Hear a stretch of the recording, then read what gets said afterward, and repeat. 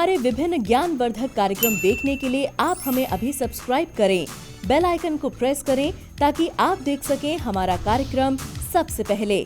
और अधिक जानकारी के लिए फेसबुक पेज को लाइक करना न भूलें। जय मां इंद्राक्षी। इंद्राक्षी धाम में दर्शकों आप सभी का हम हार्दिक स्वागत करते हैं। आज के दिन जिन जातकों का जन्म दिवस है, मैरिज एनिवर्सरी है, उन सभी को हमारी तरफ से बहुत बहुत शुभकामनाएं। आज का पंचांग 10 सितंबर सन 2020, दिन गुरुवार, भादो का महीना, कृष्ण पक्ष, संवत 2077, तिथि अष्टमी, नक्षत्र रोहिणी, राहु काल 1:30 से 3, दिशा सूल दक्षिण दिशा। आज का सब्जेक्ट संतान सुख के ऊपर है। संतान सुख की प्राप्ति कैसे होती है। आज सुख किस टाइप का कि संतान हमारा मान सम्मान करे, संतान सोसाइटी में हमारी नाक ना कटने दे, संतान हमेशा ऐसी रहे कि मानो हमें ये लगे कि हमारा बच्चा सबसे अच्छा। और ये होता भी है, हर माता पिता को अपना बच्चा अच्छा लगता है, अपना बच्चा सुंदर लगता है, सारी चीज़ें होती हैं। लेकिन कई बार बच्चे ऐसे निकल जाते हैं कि साहब कानों पे हाथ लगाना पड़ जाता है। कई बार करुण मन से ये भी कहना पड़ जाता है कि इससे तो अच्छा था तुम होते ही ना। कई बार बच्चे बड़ों का मान सम्मान भूल जाते हैं, गरिमा भूल जाते हैं, अपने परिवार के संस्कार भूल जाते हैं, पुरातन सभ्यताओं को भूल जाते हैं, छोटे बड़े का भेदभाव भूल जाते हैं। और कई बार बच्चे, हमारी औलादें कुव्यसन का शिकार हो जाती हैं, किसी बुरी लत में पड़ जाती हैं, कोई नशे का शिकार हो जाता है, तो कोई नाना भांति की और भी चीज़ों की इस प्रकार की शिकायतें बच्चों की मिलने लगती हैं।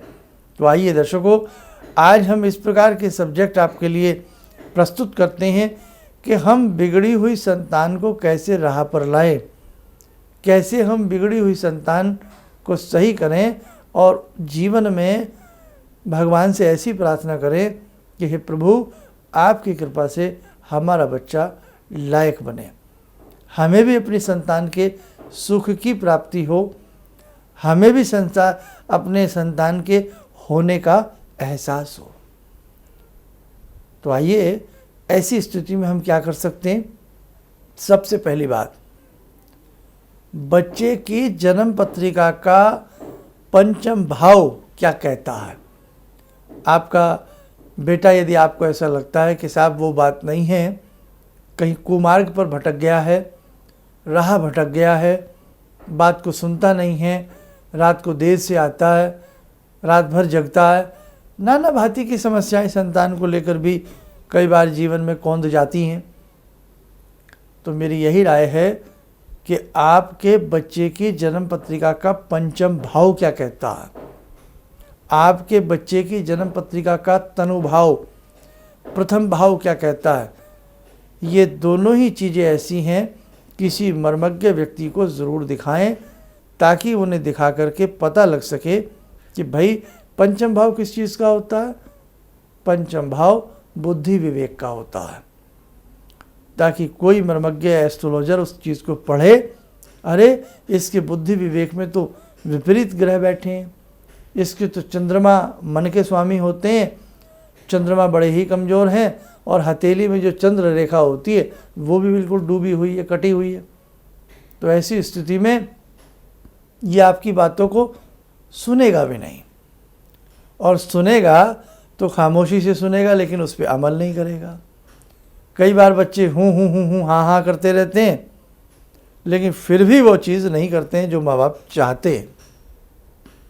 ऐसी स्थिति में अगर जन्म पत्रिका नहीं है तो बच्चे की कुंडली की स्थिति ना होने पर बच्चे की जो मेधा रेखा होती है, जो उसकी मस्तिष्क रेखा होती है, मस्तिष्क रेखा और उसकी हृदय रेखा और उसकी सूर्य रेखा, 3 रेखाएं बच्चे की क्या कहती हैं, किसी विद्वान से उसका जिक्र ले लें किसी विद्वान से पूछ लें कि ये तीनों रेखाएं हमारे बच्चे की किस प्रकार की हैं और अच्छी नहीं हैं, तो इसके लिए हमें क्या उपाय करना चाहिए। जन्म पत्रिका है तो बहुत अच्छी बात है, तब जन्म पत्रिका से जानें कि हमारे बच्चे का पंचम भाव और बच्चे का प्रथम भाव क्या कहता है। प्रथम भाव स्वभाव, पंचम भाव मन, बुद्धि, बहुत सारी चीज़ों को देखता है। तो पंचम भाव यदि बच्चे की जन्म पत्रिका में बिल्कुल अच्छा है और उसका तनुभाव बहुत अच्छा है, और एक चीज़ और हमने वैसे तो छोड़ दी, कुंडली की सारी चीज़ें वैसे तो इम्पोर्टेंट होती हैं, लेकिन 3 भाव ऐसे हैं। कई बार कुछ बच्चों की वाणी बड़ी कर्कश होती है, कुछ भी बोल देते हैं, माता पिता को उल्टा सीधा बोल देते हैं। ऐसी स्थिति में द्वितीय भाव, तभी तो आपसे बार बार कहते हैं कि खास तौर से बच्चों की वैदिक जन्म पत्रिकाएं आप ज़रूर बनवाएं किसी से भी, आसपास जो भी कोई आपके बनाते हों, और वो वैदिक जन्म पत्रिका आप किसी भी मर्मज्ञ को दिखाएं, ताकि आपके जीवन में कोई भी समस्या हो उस बच्चे के जीवन में तो वो पता लग सके। तो आज मैंने ये चीज़ आपको बताई है कि यदि आपकी, कई बार हमें लगता है हमारी संतानें सही राह पर नहीं हैं, भटक रही हैं या हमारी बात नहीं मानती हैं, तो उन बच्चों का खास तौर से जन्म पत्रिका का पंचम, द्वितीय और प्रथम भाव पर यदि आपने अच्छे उपाय कर लिए, मैं आपको विश्वास दिलाता हूं कि आपके बच्चे आपकी मुट्ठी में होंगे, आपका कहना मानेंगे। अब एक समस्या है, कुंडली नहीं है, तो मैंने बताया हाथ की रेखाएं। अब हाथ की रेखाओं में 2 ही रेखाओं से या 3 रेखाओं से बच्चे की सारी स्थिति पकड़ में आ जाती है। कौन कौन सी? मेधा रेखा, मस्तिष्क रेखा, हृदय रेखा और सूर्य रेखा, ये तीनों रेखाएं। और यदि हृदय रेखा भी नहीं देखनी किसी एस्ट्रोलॉजर को, तो उसका जुपिटर माउंट, बृहस्पति पर्वत देख लो, उसकी मेधा रेखा देख लो और उसका आप सूर्य रेखा देख लो। यदि ये 3 रेखाएं भी कोई अच्छा ब्रह्मज्ञ देख ले और पढ़ ले, उसके उपाय आपको वो बताएगा। तो ये सारे 2 चीज़ें मैंने आपको बताई हैं, या तो हाथ की रेखाएं या जन्म पत्रिका के ये 3 भाव, यदि कोई विद्वान अच्छे से समझ ले, पढ़ ले और उसके उपाय वो आपको बताए, तो आप अपनी इस समस्या से बाहर आ सकते हैं। अब कुछ उपाय ऐसे भी हैं जो मैं आपके लिए भी बताता हूं कि आपको वो उपाय क्या करने चाहिए। आइए, पहले ध्यानमाला का समय हो चला है। आज की ध्यानमाला में जुड़ते हैं भगवान श्री कृष्ण से, इसके बाद मैं आपको उपाय बताता हूँ। ॐ करारविन्दे न पदारविन्दं मुखारविन्दे विनिवेशयन्तं वटस्य पत्रस्य पुटे शयानं बालामुकुन्दं मनसा स्मरामि बालामुकुन्दं मनसा स्मरामि कस्तूरीतिलकं ललाटपटले वक्षस्थले कौस्तुभं नासाग्रे वरमुक्तिकं करतले वेणुकरे कङ्कणं सर्वाङ्गे हरिचन्दनं सुललितं कण्ठे च मुक्तावले गोपास्ति परिवेष्टितो विजयते गोपालचूडामणि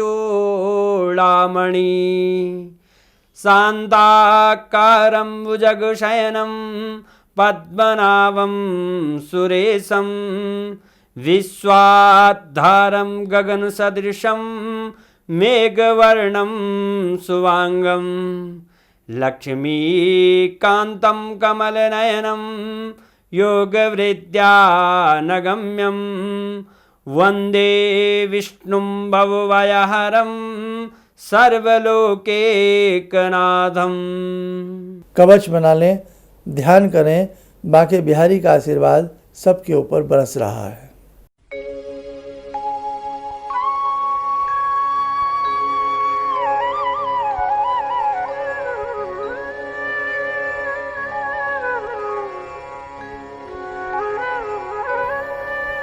ओम बोलते हुए नेत्र खोलें, सामान्य हो जाए। देखो दर्शकों, जब संतान कहना ना माने और आपको मन में बड़ी पीड़ा होने लगे, ऐसी स्थिति में अक्सर आप अपने घर में गायत्री मंत्र पढ़ें और गायत्री मंत्र पढ़ते समय कटोरी में थोड़ा जल रख लें। जल में फूंक मार करके वो जल किसी भी रूप में किसी भी बहाने से उन बच्चों को पिलाएं। बच्चे कुमार्ग छोड़ करके सुमार्ग पर आने लगते हैं और गायत्री मंत्र वैसे भी कुसंस्कारों को चबा जाता, नष्ट कर डालता। इसी के साथ साथ एक चीज़ और आपको बता देते हैं, हनुमान जी के बाएं पैर का तिलक, हमने 1-2 रोज़ पहले भी बताया था, हनुमान जी के बाएं पैर का तिलक बच्चों के मस्तक पर मंगल और शनिवार लगवाते रहिए। किसी भी तरह से भैया बाबू कह करके समझा करके, तो भी बच्चे सही रास्ते पर चलने लगते हैं। किसी विद्वान से संपर्क कर लें और नवग्रह जड़ी बूटियों का स्नान होता है, एक नवग्रह जड़ी बूटियों का स्नान उस बच्चे को अक्सर करवाएं, तो भी उस बच्चे को बहुत अच्छा लाभ मिलेगा। और उसकी जन्म पत्रिका में ये भी जांच लें कहीं ये गंडमूल में तो पैदा नहीं हुआ। गंडमूल के 6 नक्षत्र होते हैं, उन 6 नक्षत्रों को जांच लें और यदि गंडमूल शांति नहीं कराई गई हो तो उसकी गंडमूल शांति भी करा दें। ये सब बातें मेरे दर्शकों अंधविश्वास नहीं है। ये सारी चीज़ें यदि छोटी छोटी भी आप करते हैं, अमल में लाते हैं, आपको लाभ मिलेगा। और एक चीज़ और बताएं, गणेश अथर्वशीर्ष के 1100 पाठ संकल्प लेकर के या तो किसी ब्राह्मण से कराओ अपने बच्चों के लिए, अगर ऐसी स्थिति कुछ होती है जो आज बातें हुई हैं, या स्वयं कीजिएगा। चाहे आप रोज़ 5 पाठ करें, 11 पाठ करें, तो भाई जितने भी दिन लगेंगे, समय तो देखो लगेगा ही। और गणेश जी का जब ये गणेश अथर्वशीर्ष का पाठ करें तो भगवान श्री गणपति से यही प्रार्थना करें कि हे गणपति, हे विघ्न विनाशक, आपकी कृपा से मेरे बच्चे सही राह पर रहें और जैसा मैं चाहती हूँ या चाहता हूँ वैसी राह पर चलें, उस प्रकार के लायक बने। आप मेरे कुल को, मेरे परिवार को, बच्चों को आशीर्वाद दें। गणेश अथर्वशीर्ष का रिजल्ट भी बहुत अच्छा आता है, लेकिन ये सारी चीज़ें श्रद्धा से और भावना से की जाए। दूसरी बात, जिस कमरे में बच्चा सोता है उसके शयन की डायरेक्शन चेंज करें, उसका रूम चेंज करें एक बार। कई बार बच्चे एक ही रूम में 5 साल से 10 साल से पढ़ रहे हैं, वहीं सोते हैं। एक बार उस स्थान को चेंज करें, उसकी जगह परिवर्तन करें। और उसके साथ साथ बच्चों के दिल में क्या है वो भी जानने का प्रयास करें। कई बार हम ही लोग बहुत टाइट हो जाते हैं तो भी बच्चे थोड़े से चिड़चिड़े हो जाते हैं। बच्चों की संगति क्या है उसे भी जानने का प्रयास करें। जहाँ से बच्चे आपके पढ़ रहे हैं, जिस कॉलेज में, संस्था में, इंस्टीट्यूट में, ट्यूटर से, उनसे भी 1-2 बार मिलते रहना चाहिए। उनसे भी मिल करके बच्चे के बारे में अपना प्रयास करें कि भाई बच्चा हमारा कैसा वर्क कर रहा है, क्या कारण है। बच्चे के जो करीबी मित्र हों उनसे भी 1-2 बार मिल लेना चाहिए। तो बहुत सारी चीज़ें हैं, यदि हम इस प्रकार की बातें अमल में लाते हैं तो हमें लाभ ज़रूर मिलेगा। और जो मैंने बताया ना, गणेश अथर्वशीर्ष और इसके साथ साथ वो हनुमान जी के पाँव का तिलक, बहुत अच्छा आपको कार्य सिद्ध होगा। ये तो थी कुछ बातें वो जो बड़ी कॉमन सी मैंने आपको बताई हैं, लेकिन इस सब्जेक्ट पर मैं पूरा विस्तार से, क्योंकि मुझे बहुत डिमांड आती है इसके ऊपर, मैं पूरा विस्तार से कभी इसके ऊपर पूरा एक अच्छा सा एपिसोड बना करके आपको दूंगा और बहुत और भी उम्दा उपायों के साथ मैं देने का प्रयास करूंगा। लेकिन अब मैंने बताया कुंडली के 3 भाव, जैसे प्रथम, द्वितीय और पंचम। अब ये तीनों भावों में सभी के ग्रह एक से नहीं हो सकते, इसलिए ये भी एक उपाय है, किसी विद्वान को उसकी कुंडली दिखा लो। कुंडली नहीं है तो मैंने बताया हाथ की 3 चीज़ें, सूर्य रेखा, बृहस्पति जुपिटर माउंट और उसकी मेधा रेखा। इन 3 रेखाओं पर भी रिसर्च हो जाए सूर्य पर्वत के साथ, तो भी मुझे पूर्ण विश्वास है आपका जो समस्या है संतान को लेकर के, बहुत अच्छा आपको उसमें उन उपाय करने से रिजल्ट मिलेगा। लेकिन फिर भी मुझे लगता है कि आज के सब्जेक्ट में कुछ कमियां हैं। ताकि कमियां क्या हैं कि ये सब्जेक्ट छोटा नहीं है, ये सब्जेक्ट बहुत बड़ा है और आज के समय में ये समस्या बहुत लोगों के साथ बनी हुई है।